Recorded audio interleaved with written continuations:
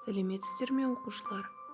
Мен Бекжанова Бақтыгүл Омырзаковна, Маңғыстау облысы, Мұнайлы ауданы, номер 7 орта мектептің өзін өзі тану пәнінің мұғалімімін. Біз бүгін 2 сыныптың өзін өзі тану пәнінің 29 сабағы біз өмір сүріп жатқан ел тақырыбында сабағымызды бастаймыз. Сабағымыздың құндылығы дұрыс әрекет, қасиеттері бірлік, ынтымақ, татулық.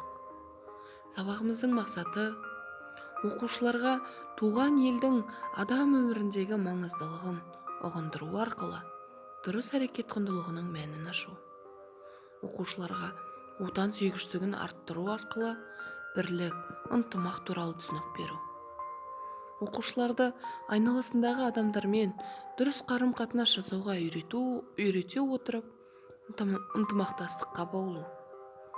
Оқушыларды отан сүйгіштікке, татулыққа, бірлікке тәрбиелеу. Сабағымызды 5Т ережесімен бастайық. Тәртіп, талап, тыныштық, тазалық, татулық сақтасақ, сабағымыз ойдағыдай өтеді. Ендеше нұрға бөленіп алайық. Денелеріңізді түзу ұстаңыздар. Аяқ-қолыңызды айқастырмаңыз. Қолдарыңызды тізеңізге немесе үстелге қойыңыз. Көздеріңізді жұмып елестетіп көріңіз. Күн нұры сіздің төбеңізден өтіп, кеудеңізге қарай бойлап барады. Кеудеңіздің орта тұсында гүл түйнегі орналасқан. Гүлдің түйнегі нұрдан баяу ашылады. Балғын және таза әсем гүл сіздің әр ойыңызды, әр сезіміңізді, эмоцияңыз бен тілек қалауыңызды жайып, жүрегіңіздің қауызын ашады. Нұр сәулесі сіздің бойыңызға ақырын тарай бастаған елестетіңіз. Ол біртіндеп күшейе түсуде. Оймен осы нұрды қолдарыңызға түсіріңіз. Сіздің қолдарыңыз нұрға бөленіп, сәуле шашуда. Қолымыз тек жақсы, ізгі істер істейді және баршаға көмектеседі. Енді нұр аяқтарыңызға тарады. Аяқтарыңыз нұр сәулесін шашуда. Олар сізді тек жақсылық жасау үшін жақсы жерлерге ғана барады. Олар нұрмен махаббат құралына айналады. Одан әрі нұр сіздің аузыңызға, тіліңізге тарады. Тіліңіз тек шындықты және жақсы сөзді ғана айтады. Нұр құлақтарыңызға бағыттаңыз. Құлақтарыңыз тек жақсы сөзбен әсем әуенді ғана естиді. Нұр көзімізге де келіп жетті. Көзіміз тек жақсыға қарап, бәрінен де жақсылықты ғана көреді. Сіздің басыңызды гүлден нұрға бөледі. Басыңызға тек ізгілі, сәулелі ой. Нұр бірте-бірте қарқын жолана бастайды. Сіздің денеңізден шығып, жан-жағына сәуле шашады. Осы нұрды туысқандарыңызға, мұғалімдеріңізге, достарыңызға, таныстарыңызға бағыттаңыз. Нұрды уақытша түсініспей ренжіп жүрген адамдарға да бағыттаңыз. Олардың да жүрегін нұрға толсын. Осы нұр бүкіл әлем барлық адамдарға, жан-жануарларға, өсімдіктерге, барлық тірі жанға таралсын. Ғаламның барлық түп-түпкіріне нұрды бағыттаңыз. Ойша айтыңыз: мен нұрлымын, нұр менің ішімде, мен нұрмын. Осындай нұрмен махаббат пен тыныштық күйінде отыра тұрыңыз. Енді осы нұрды жүрегіңізге орналастырыңыз. Нұрға толы бүкіл әлем сіздің жүрегіңізде. Оны осындай әсем қалыпта сақтай біліңіз. Және көзіңізді ашуға болады. Жарайсыздар балалар, нұрға бөленіп болсақ, ендеше сабақтың дәйек сөзіне кірісейік. Сабағымыздың дәйек сөзі ынтымақ түбі береке. Менімен бірге қайталаңыздар балалар. Ынтымақ түбі береке. Ендеше дәптерімізге жазып аламыз балалар. Ынтымақ деген сөзді қалай түсінесіңдер? Дәйек сөзден қандай ой түйдіңдер балалар? Жарайсыздар балалар. Ендеше мен сіздерге мұғалім сыйы ретінде оқулықтың 99 бетіндегі Мұхтар Мағауин атамыздың бір атаның балалары үзіндісінен оқып берейін. Бір атаның балалары. Ал ағайын, тегіс жиналсаң, сөзіме құлақ сал, деді басқарма. Үкімет сіздің ауданның 9 колхозына 54 бала жіберген екен. Жер аяғы шалғай.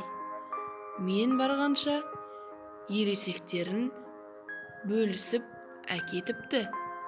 Ең ұсағынан таңдап алдым. Жұрт дабырлап кетті. Жүріңдер, айналайындар, бері жүріңдер. Аппақ қаздың бауырынан тұрған сары үрпек балапандай, шашы сапсары бала көрінді.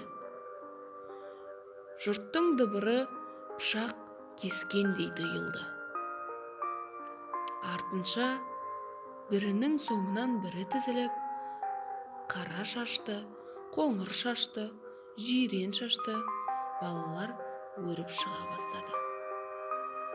Дәуренбек ернін жыбырлатып, ішінен оқып аз бөгелді. Бәтекең дұрыс айтады, баланың саны 6, деді. Содан соң стройдың басында тұрған 2 қазақ балалары. Үлкені 8-де, кішісі 6-да. Мынаусы Нартай, анаусы Ертай, 2 ағайынды. Бұлардан соң татар баласы, аты Рәшид, жетеді. Көзі сығырайған жалпақ бет, тақыр бас, қара. Қыз бала Қалмақ, я дүнген, жасы 6-да. Қасындағысының аты Яков, 9-да. Документте орыс деп жазылған. Қайдан келіп, қайдан тұрғаны белгісіз, әрі мылқау. Ең соңындағы жаңа алдымен шыққан 7-де. Сіздерден жасыратын бір нәрсе, ол неміс. Мен бәрін де айттым, деді Дәуренбек. Басеке, сөз өзіңіздікі, деді. Сөз дейтін не сөз бар? Біз баладан айырылсақ, мына алдарыңда тұрған атадан айырылған жетімдер. 2 жарты 1 бүтін. Даусы жарық шашатын, мұрты селтеңдеп, бұдан ары сөйлей алмады. Ат үстінде тұрған Ахмет шал қарына қыстырған құрығын лақтырып тастады. Жерге ырғып түсті. Қимылы ширақ. Таңдаған балаңызды алыңыз. Ахмет балаларды жағалай шолып шықты. Кезек-кезек маңдайларынан сүйді. Содан соң балаларды жағалай бастарынан сипап өтті де, ең шетте тұрған неміс баласының қолынан ұстады. Мен осы немістің өзін қаладым. Жұрт ду ете түсті. Еркіңіз білсін, деді басқарма. Баланың аты кім, деді ахаң Дәуренбекке қарап. Жауды аяған жаралы дегенді білмеуші ме едіңіз, деді Дәуренбек ызбарымен. Қой шырағым, деді Ахмет. Неміске сен 3 саусағыңды берсең, мен үшін ұлымды бергем. Мына жұртты бөгемей, баламның атын айт, Зигфрид Вольфганг Вагнер деді. Қарық болыңыз, деді Дәуренбек мырс етіп.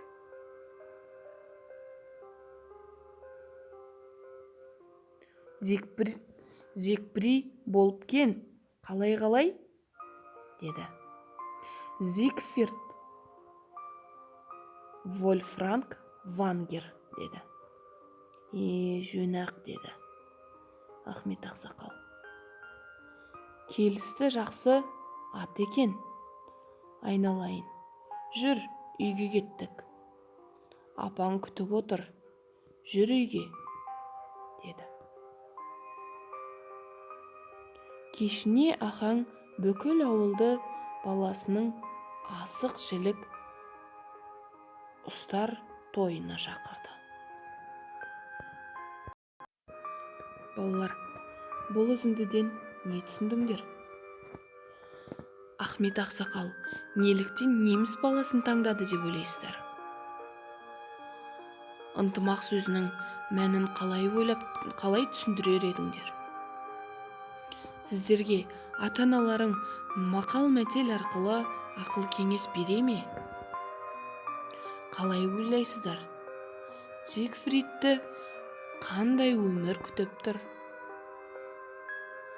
Адамдарды не біріктіреді? Осы сұрақтардың жауаптарын ойланып, ойға түйейік балалар. Ендеше шығармашылық жұмыс жазайық. Дәптермен жұмыс. 66-шы беттегі 1-ші, 2-ші тапсырманы орындау. 1-ші тапсырмада тату доспыз бәріміз тақырыбына қысқаша әңгіме жазыңдар.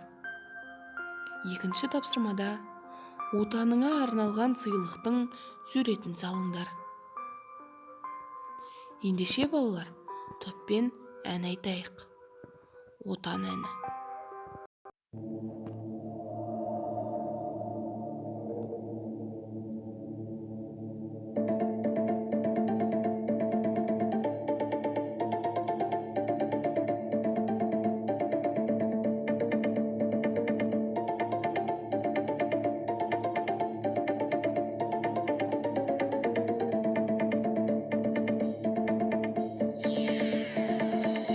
Өткенмін періштесі қолдайтын, бақыт құсы басына кеп орнайтын. Отанымның мен жалынды ертеңін, алпамысты жауға бермей қорғайтын. Биік тауға мен жетемін сеніммен, айдын шалқар тебіренген көліммен. Мен қазақтың баласы манай барлық, бірге жасар қазақ деген еліммен. Тауға мен жетемін сеніммен, айдын шалқар тебіренген көліммен. Мен қазақтың баласы манай барлық, бірге жасар қазақ деген еліммен. Ата жолын тарихынан іздейтін, біз оламбыз жамандықты білмейтін. Қазақстан менің ұлы отаным, жылдар сайын өрістейтін гүлдейтін. Биік тауға мен жетемін сеніммен, айдын шалқар тебіренген көліммен. Мен қазақтың баласы манай барлық, бірге жасар қазақ деген еліммен. Биік тауға мен жетемін сеніммен, айдын шалқар тебіренген көліммен. Мен қазақтың баласы манай барлық, бірге жасар қазақ деген еліммен.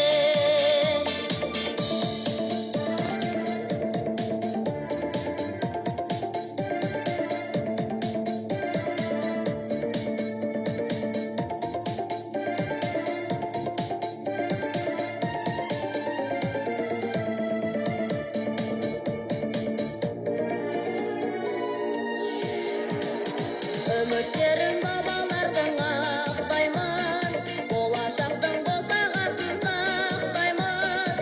Мен елімнің ертеңімін өтетін, дәстүрімді қастерлеймін, мақтаймын. Биік тауға мен жетемін сеніммен, айдын